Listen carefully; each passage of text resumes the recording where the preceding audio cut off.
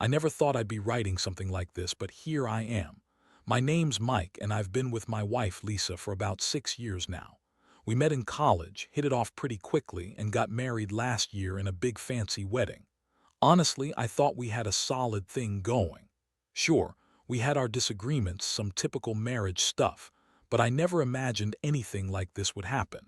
Things started feeling off a few months before the wedding. Lisa had been acting kinda distant, secretive even. She'd get phone calls and immediately go to the other room, or she'd get texts late at night and quickly hide her phone when I came near. I brushed it off at first, told myself she was just stressed with wedding planning or maybe just tired. But the subtle changes kept nagging at me. Things got worse when I noticed her spending more time with her ex-best friend Tom. They'd always been close, but I thought nothing of it, just old friends catching up.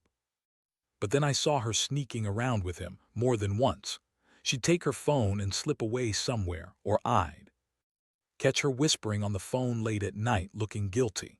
She also started canceling plans, saying she was busy with work or out with friends, but I'd find out later she was with Tom. I felt like I was losing my mind. I wanted to trust her, I really did. But the gut feeling kept gnawing at me. I'd catch her looking at her phone with a weird look, or when I'd walk into the bedroom, I'd find her staring at her reflection, biting her lip like she was hiding something. I even caught her deleting texts once. That's when I started getting suspicious, but I didn't want to jump to conclusions. I kept telling myself I was overthinking, maybe just paranoia. But deep down, I knew something was wrong. Then, one night, I decided to follow her. I was tired of the lies and the secrets. I waited until she was supposed to be at her sister's, but instead, I saw her slip out the back door and walk across town. I followed her at a distance, trying to figure out where she was going. She ended up at a cheap motel on the edge of town, not far from where she'd been working late, and I saw Tom's car parked outside. That moment hit me like a truck. My wife, my partner, was meeting up with her ex-best friend at a motel behind my back. I felt like my world was collapsing. I stood there watching her go inside, my stomach twisting with anger and hurt. I wanted to storm in, demand explanations, but I knew I needed to see what was really happening first. I needed to catch her in the act, or at least get some proof. I waited for an hour, hiding behind a nearby tree, heart pounding. When she finally came out, she looked flushed, anxious, clutching something in her hand. I saw her hurriedly stuff her purse with what looked like our wedding rings. That's when I knew the truth. She was planning to leave, to run away with him, maybe to erase all of this. My mind was racing. I felt betrayed, angry, numb. I couldn't believe she'd do this to me, to us. I thought I knew her, thought we had something real. But now I realized I was just living with a stranger in my own house, someone who could lie so easily, cheat so brazenly. That night I went home and sat in the dark, replaying everything over and over. I was furious, but I also felt crushed. How did I miss all the signs? How did I not see that my wife, the woman I loved, was capable of this? I kept asking myself if I was just blind, if I'd been a fool to trust her. The pain was sharp, and I knew at that moment that my marriage was on the brink of shattering. The next morning, I woke up feeling like I'd been hit by a truck. My head was pounding and my stomach was in knots. I couldn't focus on anything else. That whole night kept replaying in my mind. Her sneaking out, the way she looked when she was with Tom, the way she grabbed our rings like she was ready to leave everything behind. I knew I couldn't just pretend like nothing had happened. I had to confront her. I waited until she got home from work, which I now knew was a lie. When she finally stepped through the door, I was sitting on the couch, arms crossed, just staring. She looked surprised, maybe even a little guilty, but she quickly masked it with her usual bitchy attitude. She threw her purse on the table, brushing past me like I wasn't even there. "So, what's your problem now, Mike?" she snapped, rolling her eyes. "You've been acting like a jealous fool for weeks, and honestly, I'm tired of explaining myself. Just leave me alone." I looked at her, my fists clenched. "Where were you last night, Lisa? I followed you. You went to a motel with Tom, didn't you?" She scoffed and crossed her arms. "Oh, please, you're so paranoid. I was working late, like I told you. Tom's just a friend. You're overreacting as usual." She was lying through her teeth, I could tell. Her face was red with anger, but her eyes darted away, avoiding mine. "No, Lisa," I said, voice shaking. I saw you. I saw you get out of that motel with your purse. I saw you hide our wedding rings like you were planning to run away with him. How could you do this, after everything, after we've built? You're lying right now, and I don't know who you are anymore. She started to get defensive, her voice getting snippy. You don't know what you're talking about. You're imagining things. Maybe you're just jealous because I don't want to be stuck in this boring marriage with a guy who's so insecure. Honestly, Mike, you're exhausting. Maybe I should just leave if I'm so terrible. That cut deep. Her words felt like a punch to the gut. I felt the betrayal burn in my chest, but I also felt a strange mix of anger and sadness. I wasn't going to let her dismiss this so easily. I pressed on. No, Lisa, you're not leaving, not like this. I have proof. I know you've been cheating on me with Tom probably for months, and you think you can lie your way out of it. You think I don't deserve the truth. Her eyes narrowed and she huffed. You're crazy. You don't know what you're talking about. I never cheated on you. You're just jealous because I don't want your boring ass anymore. Maybe I'm better off without you. That's when I saw it, the flicker of guilt in her eyes, the way her voice cracked for a split second. She was lying, I knew she was. I was furious, but more than that, I was hurt. I'd been blindsided. For months I'd been trying to keep us afloat, trying to trust her, and now I was faced with the cold, hard truth. She had been meeting with her ex-best friend behind my back, sneaking around, lying to me, planning to leave me for him. I kept my cool even though inside I was boiling. Lisa, I want the truth. Tell me what's really going on. I deserve that much. You're not going to get away with this. She looked at me, her face contorting into a mixture of anger and contempt. You want the truth? Fine. The truth is, I'm tired of your stupid rules and your obsession with control. Tom's just someone I can talk to, someone who listens. And honestly, I don't owe you anything. I've been with you because I thought I had to, but I don't anymore. I felt like I'd been punched in the chest. Her words, her attitude, everything about her was like a slap in the face. I couldn't believe I'd spent so much time trying to fix something that was already broken. I looked at her, seeing a stranger, someone I no longer recognized. In that moment, I knew my life was about to change forever. I had to decide what I was going to do next, whether I was going to fight for her or finally accept that she was gone. But one thing was clear. I couldn't keep pretending everything was okay. Not anymore. After that confrontation, everything changed. I felt like I was walking around in a fog, angry, hurt, betrayed, but also somehow numb. I kept replaying her words, her sneaky actions, the way she lied so effortlessly. I wanted to believe she was lying just to push me away, but the evidence was piling up and my gut told me otherwise. That night I couldn't sleep. My mind was racing, trying to piece together everything I had seen, everything she'd said. I knew I had to get some kind of proof, something concrete that I could hold on to. If she was cheating, I needed to catch her red-handed, or at least have undeniable evidence. I decided to check her phone, even though I wasn't proud of it. I was desperate. So I waited until she left for work the next morning, knowing she'd be gone for a good part of the day. I grabbed her phone from the nightstand, my hands trembling. I unlocked it, feeling like I was about to invade her privacy, but at that point I didn't care. I needed to see what she was hiding. What I found was worse than I expected. There were dozens of texts, some deleted, but enough to see the pattern. Flirty messages, late-night miss-you texts, and even some explicit conversations where she talked about meeting up with Tom. The messages were full of sexual innuendos, plans to meet in secret, and even references to our wedding rings as if they were just a game to her. My stomach sank. I scrolled through everything, my heart pounding harder with each new message. She was actively cheating, I had the proof now. I felt a mixture of rage and despair. How could she do this to me? How could she lie, cheat, and pretend everything was fine? I was furious, but also devastated. I had trusted her completely, more than anyone in my life, and now I felt like I'd been played for a fool. I knew I had to confront her again, but this time with the evidence. I started drafting a message, thinking about all the things I wanted to say, how she betrayed me, how she lied, how she planned to run away with her ex-best friend behind my back.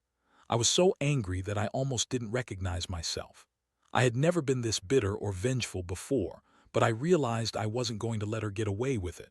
When she finally returned home that afternoon, I was waiting in the living room, her phone in my hand. She looked surprised to see me, her face instantly falling. I held up her phone and showed her the screen full of texts. Her eyes widened, and for a moment she was speechless. Then she threw her head back and scoffed. "Really? You're going through my phone now?" she spat. "That's pathetic, Mike. You're just insecure. You're so jealous it's disgusting." I didn't bother to hide my disgust.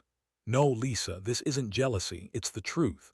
You've been lying to my face for months, meeting up with Tom behind my back. You're cheating on me, and I've got the messages to prove it." She crossed her arms, her lips curling into a sneer. "You think I care? Honestly, I don't. I don't care what you think or what you have. I'm done pretending. You're a controlling, insecure mess, and I want out." I felt my anger boiling over. How could she be so callous? How could she dismiss what she did so easily? I wanted to scream, but I kept my voice steady. "If you're really done, then why did I find our wedding rings in your purse? Why were you sneaking out last night? Explain that, Lisa. Explain why you're planning to leave me just like that." She hesitated, her eyes flickering with a mix of frustration and guilt, but she quickly recovered. "You don't get to ask questions.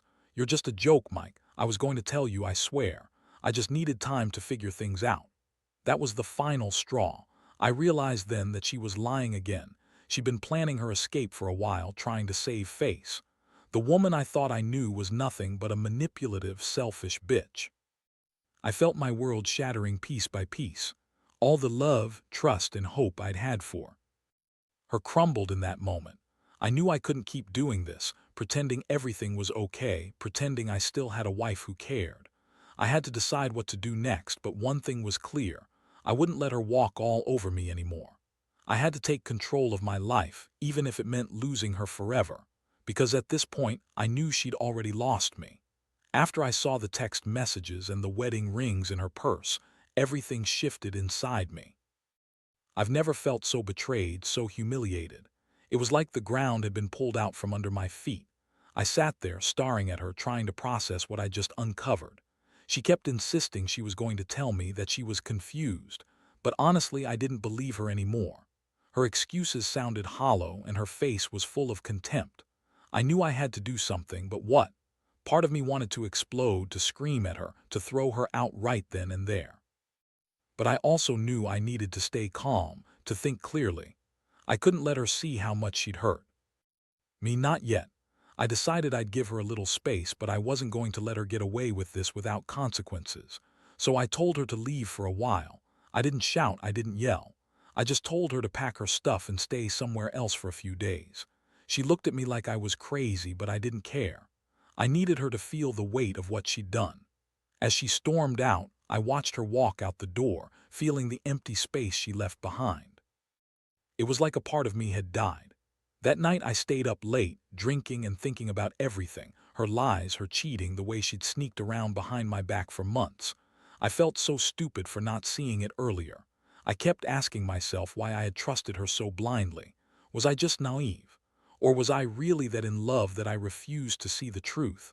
I don't know anymore.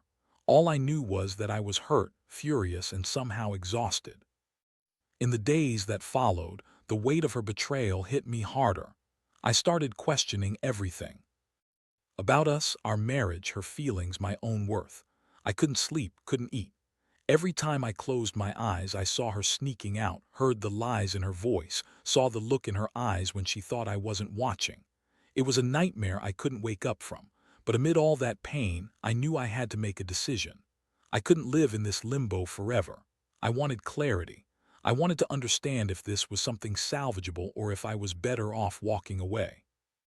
I reached out to a lawyer and started researching what my options were. I also asked a couple of friends, guys I trust, to give me some advice. I didn't want to make a rash decision, but I knew I couldn't keep pretending everything was normal. Some part of me still hoped I could fix this, that maybe she would realize what she was losing and come back. But deep down, I knew that wasn't likely. The woman I loved had turned into someone else, someone selfish and manipulative. She was willing to cheat, lie, and plan her escape behind my back. How do you come back from something like that? Honestly, I don't think I could. So I started preparing myself mentally for what was to come. I knew I'd have to face the consequences of her betrayal, whether that meant fighting for my rights, protecting myself financially, or just figuring out how to move on. It was a mess, but I felt a strange sense of clarity too. I realized I'd spent too much time trying to hold on to a marriage that was already gone. The woman I thought I knew was gone. The only thing left was figuring out how to pick up the pieces and rebuild my life. The days dragged on, each one feeling longer and heavier than the last. I stayed in the apartment, trying to keep my head clear, but every little thing reminded me of her. Her perfume still lingered in the bedroom, her favorite coffee mug sat untouched on the counter, and her clothes were still scattered around like she might walk in at any moment. But I knew better. She was gone and she wasn't coming back, not after what I'd uncovered, not after her lies and her sneaking around with Tom. I spent hours thinking about what I was going to do. Next, I knew I had to decide whether I was going to fight for the marriage or cut my losses. Honestly, part of me still wanted to believe I could fix this, that somehow she'd come back and admit everything and we could start over. But the other part, more honest, more raw, knew that wasn't likely. She'd already shown me who she was, and it wasn't someone I could trust anymore. One afternoon, I sat down with that lawyer I'd spoken to earlier. We went through the legal options, filing for divorce, protecting my assets, and making sure I had a clear plan. I never thought I'd be in a position like this, but there it was. I had to think practically, protect myself, and make sure I was okay no matter what. I also reached out to some friends, men I trust, just to talk about what I was feeling and hear their advice. Isolation made everything worse. I needed perspective. Throughout all of this, I kept having moments of anger. At her, at Tom, at myself for not seeing it earlier. I kept replaying that night I followed her, how I saw her get out of the motel with her purse, clutching those rings like she was going to leave everything behind. That image haunted me. I wanted to shake her, make her explain why she'd do something so cruel. But even more, I wanted her to realize what she was throwing away. I also started processing the pain. It wasn't just anger or betrayal, it was grief. I'd lost the woman I loved, or at least the version of her I thought I knew. I felt stupid for trusting her so blindly, for thinking we had something real. Now I was left with this hollow ache that wouldn't go away. I wondered if I'd ever feel normal again, if I'd ever be able to look at her and not feel this deep, raw wound. In the end, I knew I couldn't keep living like this. I had to make a choice. I could try to salvage whatever was left, or I could cut my losses and move on. The evidence I'd gathered was clear. She'd been unfaithful, manipulative, and willing to leave me for Tom. I couldn't keep pretending she was innocent or misunderstood. The trust was gone, and honestly, I didn't see a way back from it. So I sat down one last time and wrote her a message, short, direct, and honest. I told her I knew about everything, that I had the proof, and that I couldn't keep pretending anymore. I told her I was done, that she'd broken my trust, and that I was moving on. I didn't ask for explanations or try to guilt her. I just wanted her to know that I was finished. That was a turning point. I knew my life was about to change completely. I had no idea what the future held, but I knew I couldn't keep living in this shadow of betrayal. The woman I'd loved was gone, replaced by someone selfish and dishonest. All I could do now was take control, pick up the pieces, and start rebuilding my life from scratch. It's not easy. I feel like I'm still in shock most days, but I also know I'll survive. And someday I hope I'll find happiness again, even if it's without her. The weeks that followed were the hardest of my life. I moved out of the apartment, found a new place to stay, and started the slow process of healing. Every day was a battle. Some mornings I woke up feeling numb. Other days rage would flood through me all over again. I couldn't believe how much my world had fallen apart over someone I loved and trusted. It felt like I'd been punched in the chest repeatedly, but I knew I had to keep going for my own sake. I threw myself into work, into friends, trying to rebuild what I'd lost. It wasn't easy. There were nights I'd lie awake, replaying everything I'd been through, questioning myself, questioning what I could have done differently. But deep down, I knew I couldn't change what she did. The only thing I could control was how I moved forward. Slowly, I started to accept that the woman I thought I married was not the woman she turned out to be. Somewhere along the line, she stopped caring, stopped loving, and instead chose to chase a fleeting moment of excitement with Tom. Looking back, I realize how naive I was to once think marriage was about only the good times, about trust and loyalty. I was blindsided by her lies, her manipulations, and her selfishness. I learned that people can hide their true selves very well, sometimes even from themselves. But I also learned something else. I am stronger than I thought. I survived the betrayal and I'm still standing. Now I spend more time focusing on myself. I've started therapy to work through the pain, the anger, and the loss. I've also cut ties with her completely. There's no point in holding on to someone who couldn't be honest, who didn't value the vows we took. I realized that I deserved better, someone who would love me, respect me, and be faithful. I don't regret the marriage, but I do regret not seeing the signs sooner. What I want others to take from this is simple: trust your instincts. If something feels off, don't dismiss it just because you want things to work out. Don't be afraid to ask questions and don't ignore the red flags, because the truth has a way of coming out no matter how much someone tries to hide it. And when it does, you have a choice: fight for what's worth saving or walk away before it destroys you. The pain is still there, but it gets easier with time. I've learned that healing isn't linear. Some days are better than others, but I keep moving forward. I've come to accept that. Not every story has a happy ending, but every ending is a new beginning. I may be scarred, but I'm also stronger, wiser, and more cautious now. The betrayal hurt like hell, but it also taught me my worth. And for that, I am grateful.